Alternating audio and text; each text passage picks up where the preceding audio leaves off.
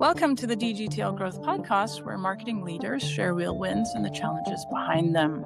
I'm Suse Barnes. Today I'm joined by Paige Arnof-Fenn, marketing and communications and branding expert at Mavens Moguls, speaker, writer, and board member. You're very busy, Paige. Everybody's busy today. That's the superpower that we all have to survive. Exactly. I'm super happy to have you on the show today. Thank you for having me, Suse. I'm excited to chat. Hi, you're welcome. Tell us about your marketing consulting and what 2026 is shaping up to be for you. Well, I got into marketing kind of through the back door. So I had never taken a marketing class in college. I was an economics major, and I started my career on Wall Street in the 1980s in finance. Wow. I was really good at it, but I didn't really enjoy it. And when I thought about the things that I really liked about the job, none of those things were related to finance, and everything that I loved was related to marketing. So I did a kind of pivot early in my career journey and went back and got an MBA and really started my marketing career as a summer intern. So I started doing big corporate marketing at companies like Coke and P&G, and then I ran marketing at 3 successful startups. And then I hung out a shingle and started my own marketing firm right after 9/11 about 24 years ago. So here I am, and I've been doing this now for more than 2 decades, and I really do love marketing. And it's funny to look back now at the, early 2000s and realize how different the world is today. When I started my firm, there was no social media, Facebook, artificial intelligence, none of that even existed when I started. And when I think about the kinds of work we did early on, market research, PR, those looked very different as well. At Procter and Gamble and at Coca-Cola, when you did market research, you did focus groups and you collected survey data, and it took months and months, and you talked to thousands of people.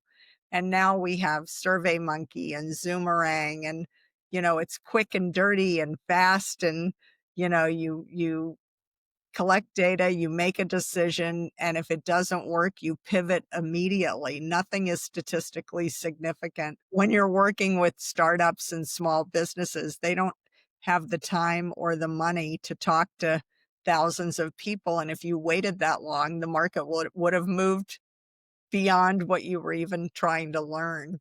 And Sure. PR back then, you did press releases and, you put things over the quote news wire. And now with smartphones, everyone's walking around with multiple platforms in their pocket. Everybody's got a megaphone. So the nature of a lot of the work we did when we started has really morphed into a lot of new tools and technologies. But I think the marketing basics are still as relevant today as they've always been. You live in this world too. If you don't have a great story to tell, if you can't communicate the benefits of what your product and service offer your audience, you're dead. And Yeah. those marketing basics never go out of style. And so, what we're doing is we're helping our clients find the right words and pictures to tell their story in a relevant and compelling way today. So they break through all the noise and clutter that's out there, because we're all being inundated with thousands of messages coming at us, from every angle and all the noise online. So you really have to boil down the essence of your message to what's really critical and, stand for 1 or 2 things that really help you stand out versus the competition.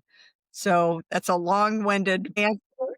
And here we are in 2026, right, at the beginning of the new year. And I think, we're just at the point now where with all the newest and latest tools and technologies and AI options, we just have to be smarter. We have to be better. We have to find ways that are unique, special, different about your product or service so that, you really can stand out today. With artificial intelligence, I think a lot of people have gotten a little bit lazy, and you can tell when people are using it and it's just very generic, and there's nothing that's being said that differentiates your brand from anything else that's out there.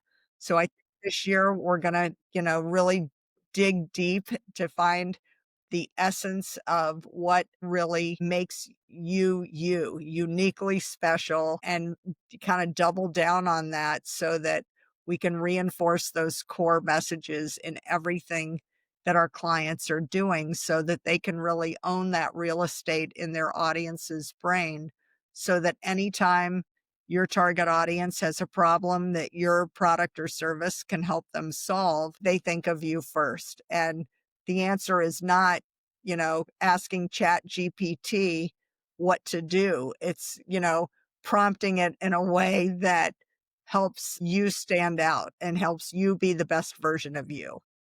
Excellent. I imagine that you've seen it all. It sounds like, I mean, you've been through corporate, which is very different from startup world. And you mentioned CPG with Procter and Gamble, and you've done so many different things as a consultant, I imagine. What are some of the key points of difference between like working at a large corporation versus a startup, for example, in marketing? Because I think sometimes companies get disillusioned with marketing when they think it should be easier than it is when you're a startup, right? Yeah, I mean, I think unfortunately a lot of people look at marketing as a necessary evil. They kind of their nose and think, I don't really like this, but I have to do it. And, the tagline for my company is because marketing matters. I believe marketing really does matter. And I do think it's important because if you're not a brand, you're a commodity. And when you're a commodity, you compete on price. And that's a really dangerous place to be because anybody can lower the price. And that's not a way to build a sustainable business. I haven't worked at really big Fortune 500 companies since the mid to late 90s. Yeah. I'm sure working in a big CPG firm today is different than it was when I was there decades ago. Having said that, by definition, big companies do move slower. There are layers of hierarchy. You have to get things approved. You have to get buy off. You have to get buy in. The skills that help you progress in a big corporate environment include kind of political skills, people skills. And when you're working in a startup or very scrappy entrepreneurial situation, it's really more about the results and the impact. And you kind of have to move quickly, and you don't have to write a memo and get your boss and boss's boss and everybody to sign off on it. So, and the budgets when you work at these big Fortune 500 firms, you've got multi-million dollar budgets, and, they can afford to sponsor the Olympics and, all the big sporting events and, the Oscars and the Grammys. I mean, when I worked at P&G and Coke, they were some of the biggest advertisers in the world, Hmm. and they were, um, selling their products all over the world. And every single day, 365 days a year, they were spending money somewhere in the world. My clients today, the majority of them are kind of mid-market to emerging market firms. They don't have multi-million dollar budgets. A lot of them are relying on, guerrilla marketing and trying to do things in a very scrappy and resourceful way. But as I said before, I think the basics still apply. Who are you? Who's your audience? What do they need? What do they currently have, or what are they currently using if they're not using you? So understanding the competitive landscape, understanding what real estate is already being taken and where are the open spaces that you can kind of plant your flag and own that space in a way that, you know, gives you a competitive advantage versus the others in the marketplace. So, when it comes down to scope and budget and timing, those things are, I think, just by definition, uh, a lot more focused. You don't have the luxury of throwing a lot of things against the wall to see what sticks. You have to be pretty focused, pretty deliberate and intentional when you're a small business, and learn as much as you can, as fast as you can. And if something's not working, you go back and you pivot right away. You don't have 6 months or 9 months to wait for an answer. So that's just the reality today. But it's fun because you jump in, you roll up your sleeves, and you just get going. You fasten your seatbelt, and you're there to kind of, have fun and learn and um you know, work with your target audience in a way that they feel invested in the process too. I hear a lot of test and learn mentality. Mindset is, let's try it and see if it works and be ready to pivot if it doesn't. How long does it take you to make a decision? How long do you think people should be testing for? So it kind of depends. The first startup that I worked for in the late 90s, uh, you know, I was at a company in Santa Monica, right by the beach in Los Angeles. And we would come in the morning, and the team would meet in the conference room. We all, had our coffee, and we'd brainstorm different ideas of things we could do on the website, things we wanted to test and learn, banner ads, interstitials, whatever. And we'd put together a bunch of different ideas, and then the creative team would mock them up, and we'd get everybody on the team to go. We were 5 blocks from the ocean. We'd go down to the strand on the beach, and we'd intercept anybody that looked like our target audience, which is at that time was like males 18 to 24. And, they might be on a bike or on a skateboard or walking their dog or whatever. And we'd say, can you spend 5 minutes with us? We have a few questions we'd like to ask you, and we'll give you a t-shirt or a cap or a CD or something just to spend a few minutes. And they'd give us their input. We'd come back after lunch a few hours later, tally up all of our votes. We'd have 10 different people in 10 different places on the beach. And before we went home that night, we would put things up on the website reflecting what we learned over lunch. And the next morning we would come in and we'd look and see which ones got the highest click through. The things that were good, we kept, and the things that didn't get clicked, we'd get rid of, and we'd do it again the next day. Amazing. So we were constantly iterating in real time. So in that case, it was less than 24 hours. Well, That's one extreme. Extreme is, it depends. Like I said, if there are things where, you know, you want to do A/B testing on subject lines with different emails, or, you know, those things are going to take a little bit longer. And, you can start with one list and then expand to another list and, tweak it, try some, with and without a certain word, or, do you want it in all caps? Do you want it with more visuals? And so that takes a little bit longer to learn. So I don't think there's one silver bullet answer on that. I think you yeah. have to kind of trust your intuition and instincts based on your experience. How are customers about the testing piece? Do they get on board pretty quickly? Are they resistant? So it's a great question, Sue. So basically, I would say before the pandemic, clients were pretty resistant, to be honest. Hmm. Yeah. They felt that they knew their clients, they knew their customers better than you did. They already know what's going to work or not work. They didn't want to waste the time or spend the money to do any market research. They felt like, you know what? I've been doing this a long time. Trust me. We've already talked to people. Here's what we're going to do. Since the pandemic, the appetite for doing market research and testing and learning has gone up tremendously. I think we all learned a lot of lessons in the pandemic. Whatever assumptions you made about your product, your service, your audience, the market, your competition, so many of those things got challenged during COVID. Just basic things. Where you worked, how you worked, what you wore to work, where do you live, vacations, everything changed.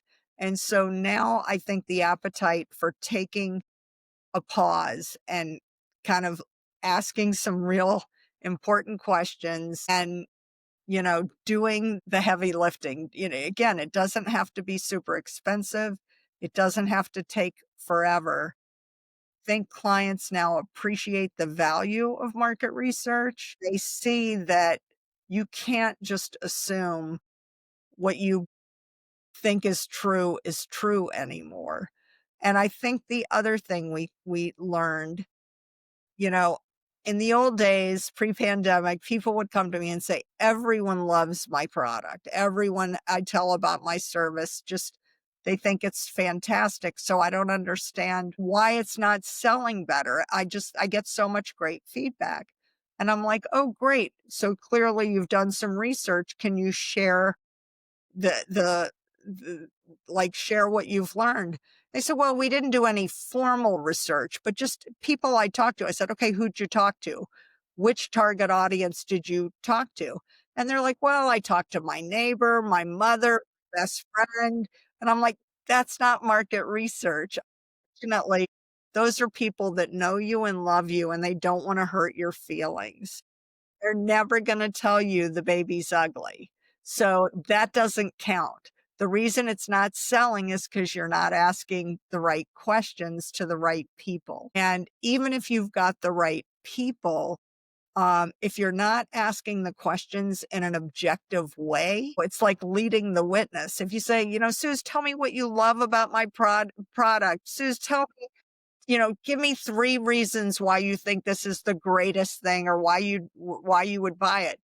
Those people know that you don't want real feedback. They don't wanna hurt your feelings. They wanna be your friend, or they know that, so, basically, um, I think people have learned the hard way a little bit. I think we've all got knocked around a little bit, and we learned that it's really important to do it right and do it well, because, there's a saying in research, garbage in, garbage out. So, if all you get is garbage, it's not going to help you sell more of your stuff. Do you think there's more use for AI in market research? So I think AI is an amazing tool. But again, you need to be a good prompt engineer. If you don't know what you're doing, there are a lot of people out there that are getting really good at this stuff. I think it's not a cure-all. It is not a silver bullet. If you're not doing it well, what you're getting back is a lot of generic stuff that is not going to help you find the words and pictures that are uniquely associated with your business. So you want to make sure you get the right hashtags and the right keywords, and where do you stand out? Mhm. It can lull you into like a false sense of like, oh well, I've already checked it through AI and it's great. And it's like, well, maybe not. Yeah. Um, and these tools, they're getting, improved in real time. And so again, I find that, I can't be the expert in everything. Mhm. If it's stuff that I'm not great at, I want to talk to people who live it every day, who are in the trenches, who can tell you, I like Perplexity for this. I like ChatGPT for that. I think Claude does the best job in this area.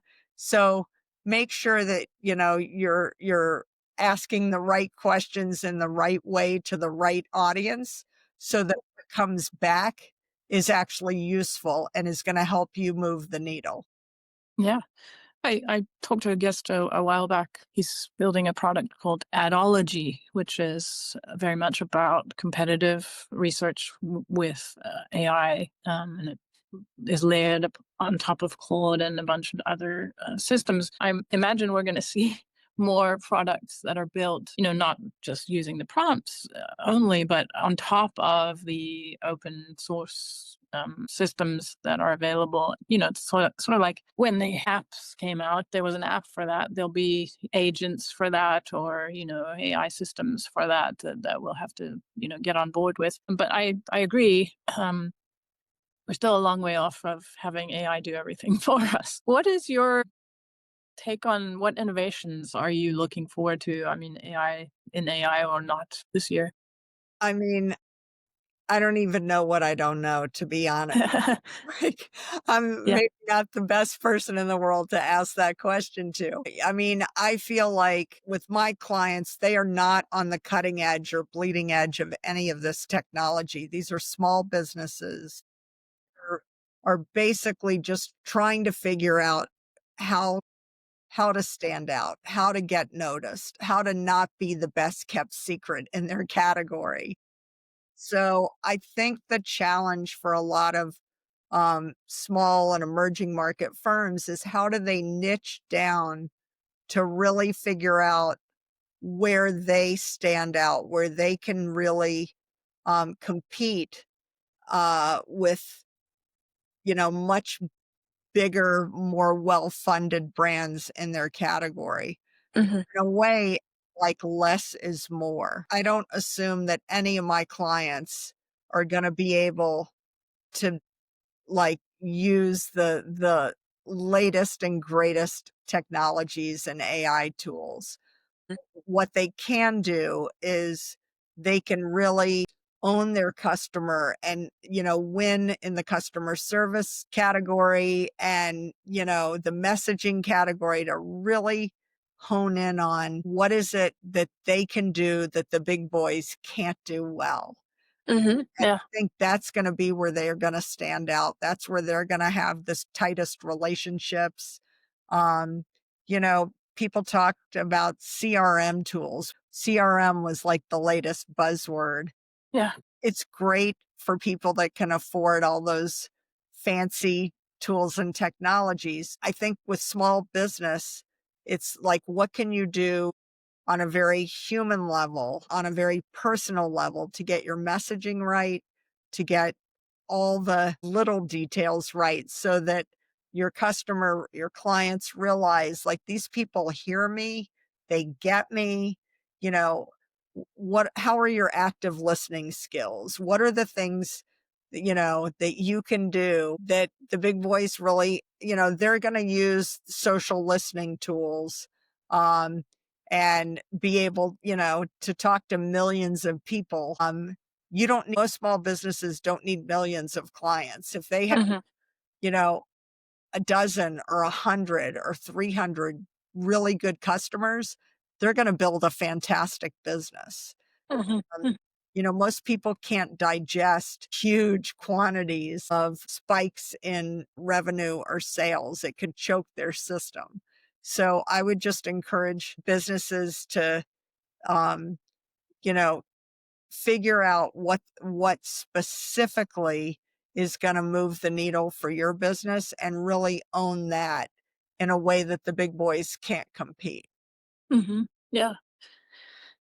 I teach a class called Innovation in Advertising, and we talk a lot about, innovation being what's novel and relevant. So, unique, but also useful to your audience. And I think that's part of differentiation. And that's the challenge with messaging is how can you be showing that you are different, but also you mentioned the words and pictures, which I love is super simple, simple way of thinking about it. I haven't heard that phrase before. Do you think we need, like, if you're starting a business or entering a new market, you need something bigger, like a stunt or more than just messaging? Because even messaging, you have to get to a certain number of people in order to move the needle, get more customers.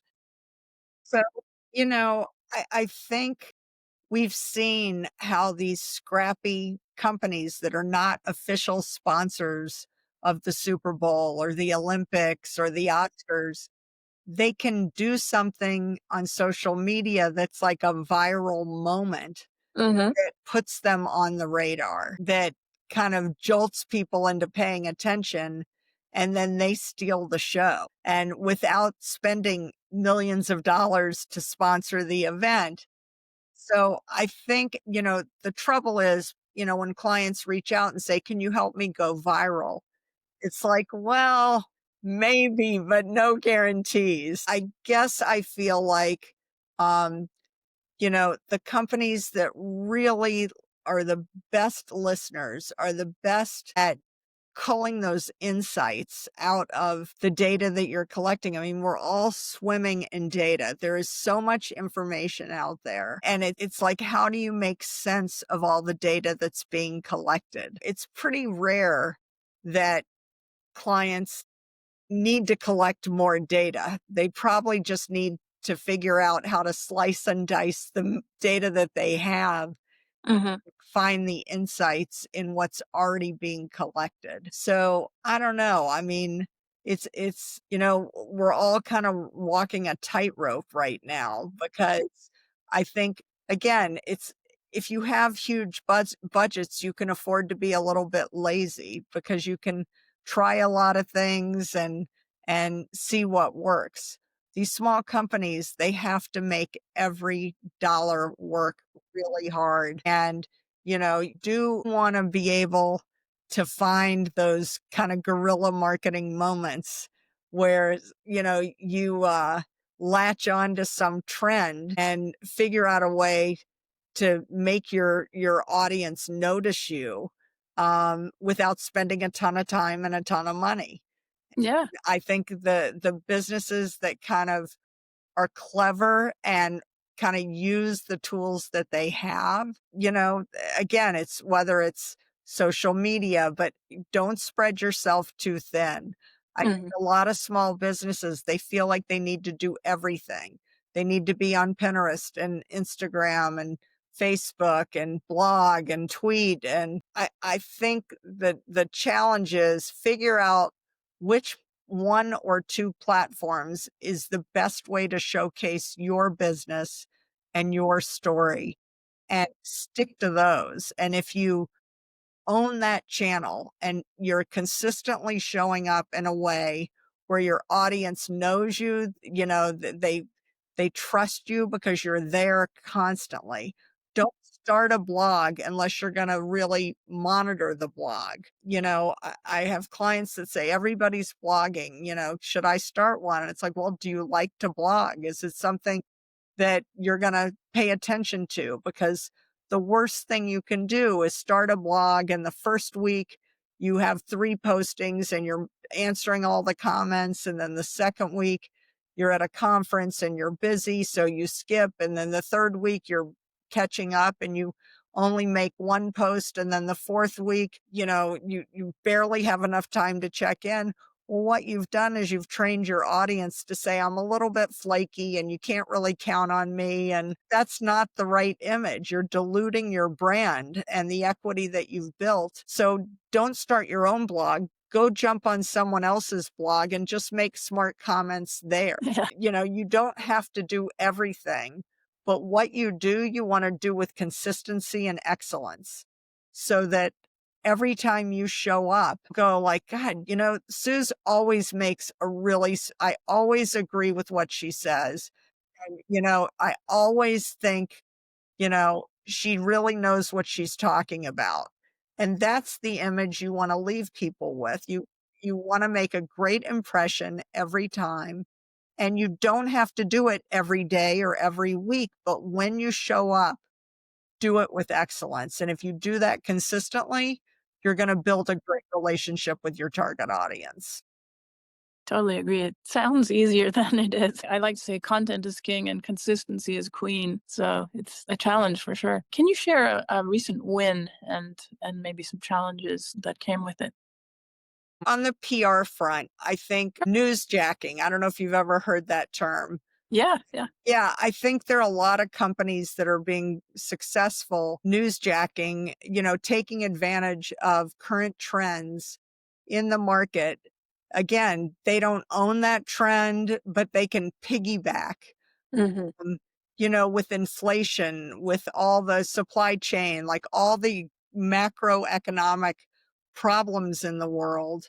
When small business can say, I know your expenses are going up. I know, you're having to, you know, uh, wait for, wait in Tariffs. lines and whatever.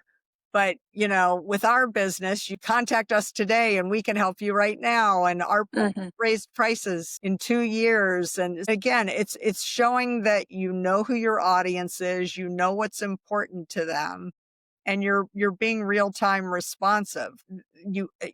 People want to be recognized and heard. They want Mhm. to know that they matter.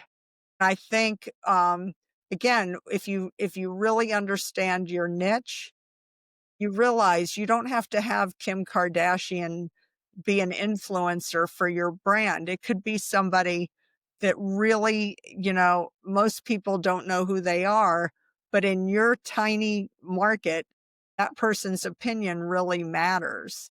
Absolutely. And if that person retweets your post or makes a comment on your blog that's positive, that can mean the world to your target audience. Mhm. You know, you don't need to find the most famous people. You need to find the most relevant people. So I think the brands that get that are going to win in the market today. Absolutely. What would you say is working well for you right now, Paige, in your business, and what's maybe been frustrating? I think the things that are working best are the, again, highly targeted, kind of less is more for my own lead gen and my own business development.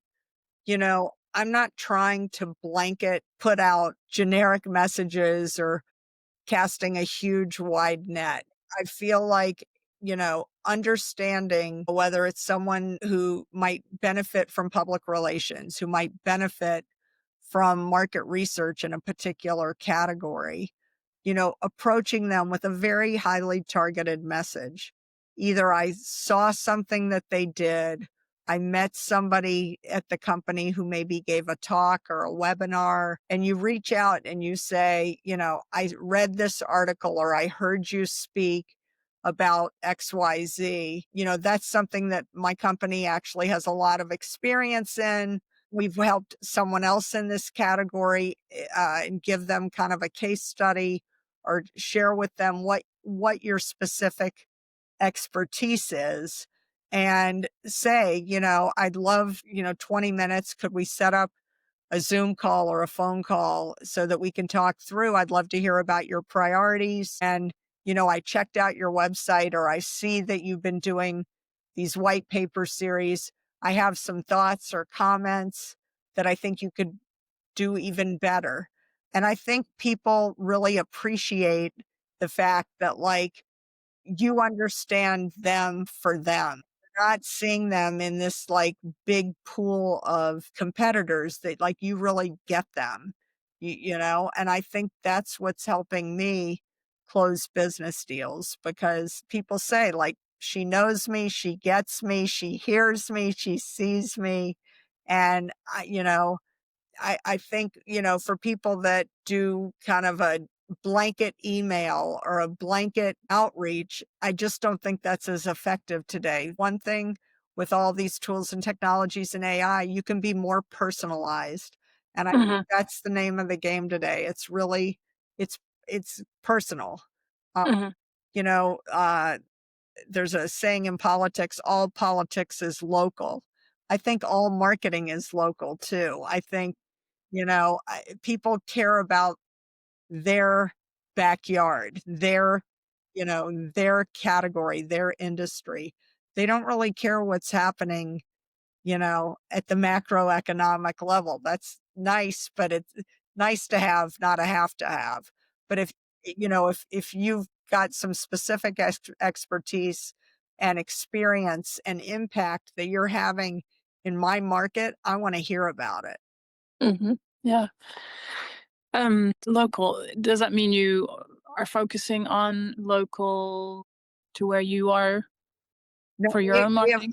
clients all over the world. Yeah, I imagine. Yeah, we've worked literally in the Far East, in the Middle East, in Europe, Canada, Mexico, and all over the US.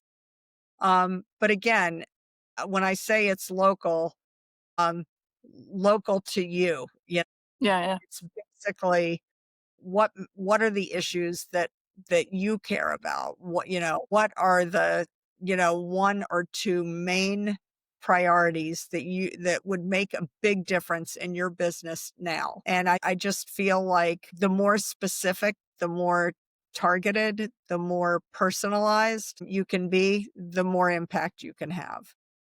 are you still doing that, finding those clients manually, or are you using some AI to help you with Using it, I'm not for that.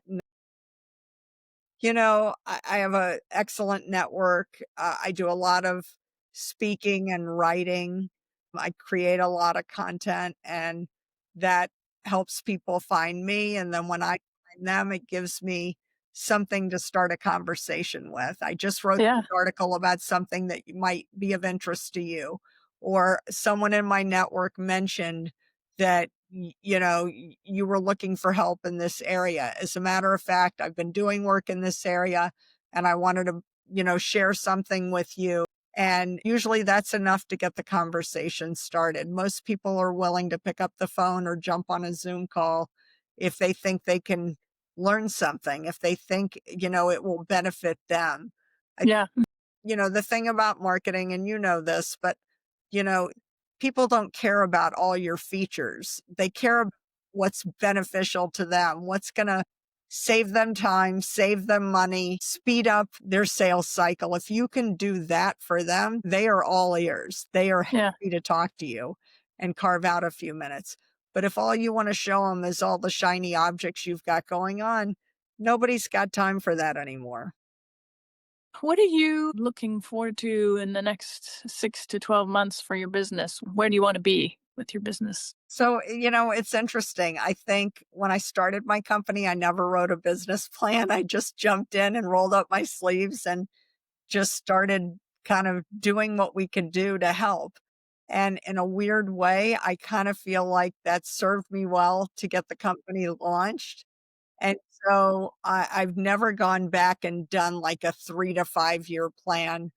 I mean, I feel like I have a really good core of client relationships. And what's nice is, because we're like a virtual marketing department for companies that need access to great talent on an as needed basis, we're not on the payroll 24/7. It's like they may have a trade show or a new product launch or something coming up where they need more hands, more legs, more help. And so I feel like, I want to keep growing the relationship with the clients that I've cultivated so we can be more important to each other in the new year.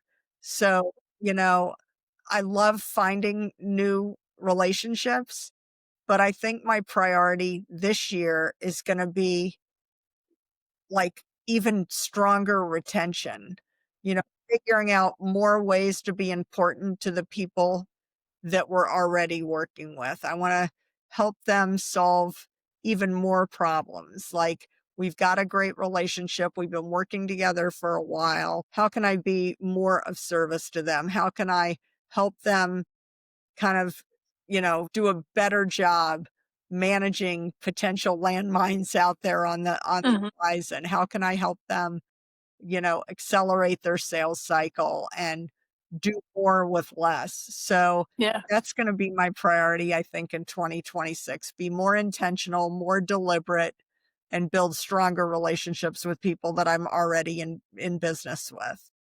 great. You mentioned you pivoted early on after your starting your career in finance. Do you have any advice for young graduates? I teach in advertising in University of San Francisco. What tips would you give young graduates So, of college? first and foremost, I think you need to understand that everybody's a brand today. You do not need to be famous to be a brand. Obviously, Taylor Swift and LeBron James and Serena Williams, like they're brands, but so are you. And if you're out there on the job market, if you're trying to get promoted in a company, you need to realize that you're a brand too. And you want to make sure that everything associated with your brand is about quality and consistency, as we discussed earlier. So that's critical. And one thing you can do for starters is as simple as like Googling yourself. See what comes up. Because if there's a lot of digital dirt out there on you, that's going to come back to really harm you long term. Be careful all the things you posted maybe in high school or college and what's still out there lingering. What are people going to see before they interview you, before they do a phone screen, before I think a lot of young people, are digital native. They grew up basically holding a smartphone and they don't think anything about putting all this stuff out there online. And it really does send a message to people. We talked about this a little earlier, but you need to be consistent across platforms. You can't be one person on Facebook and another person um, X and another person on LinkedIn. I mean, LinkedIn is a very professional platform. A lot of recruiters use it. When people are inviting you to be on their podcast or, inviting you to an event or to a lunch meeting or whatever, they're going to look you up on LinkedIn. They're going to Google you. You want to make sure that what they see is a great reflection of the brand you are. So I would just tell anybody out there looking to switch jobs or find their first professional job out of school, clean up your digital dirt, understand that you are a brand. You might not think you're a famous brand, but that doesn't matter today. As I said, if you're not a brand, you're a commodity, you're wallpaper. And if you don't stand out, if you're just like everyone else, why would someone hire you? They want people that really have tangible skills that can benefit their organization. So whatever it is you do it really well, do it with excellence, and use that consistently throughout all the things that you're involved in. And I think that's what makes people more hireable and more memorable. That's what helps you stand out. Absolutely. That's great advice. Thank you. Do you have a favorite podcast page? I listen to podcasts all the time. I'm a big podcast fan. I mean, I love, Guy Kawasaki. He's got one Yes, about yes. remarkable people, which, some I know of, some I don't know of. I think he's really smart. And, I learn something with every episode. I also love a lot of the celebrity podcasts. Julia Louis-Dreyfus has one called Wiser Than Me. And, she's a very successful actress and comedian. And she talks to women who are older than her. So she's, I think, in her 60s, and she talks to women in their 70s and 80s about like what it was like for them coming up in their careers.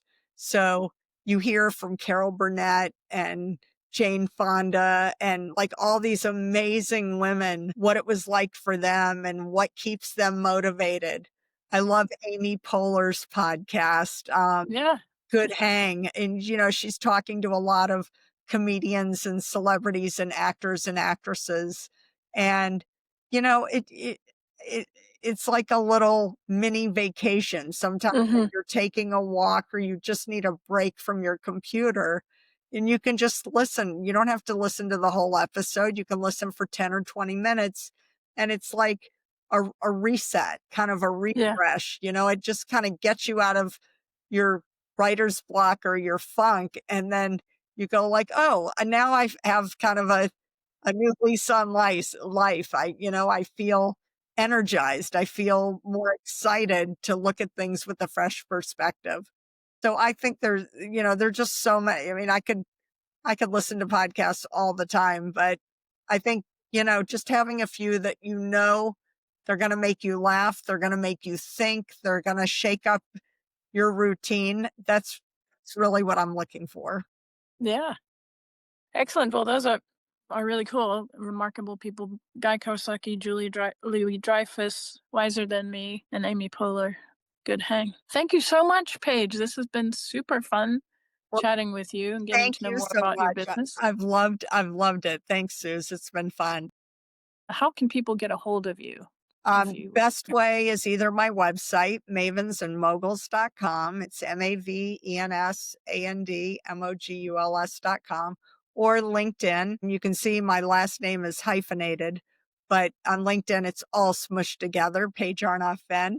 And as one of my clients always says, because my company has an ampersand, my name has a hyphen. She's like, there are too many names. All I remember is Paige and Mavens. And if you do that in Google, you'll find me that way too. Thank goodness for search engine optimization. Excellent. Those are great ways to find you. I found you by just typing in Paige Arnof-Fenn in LinkedIn. Yeah, that'll find me too. Well, again, it's been a pleasure. Thank you so much, and I hope we can keep in touch. I really enjoyed our conversation today. Me too. Thank you.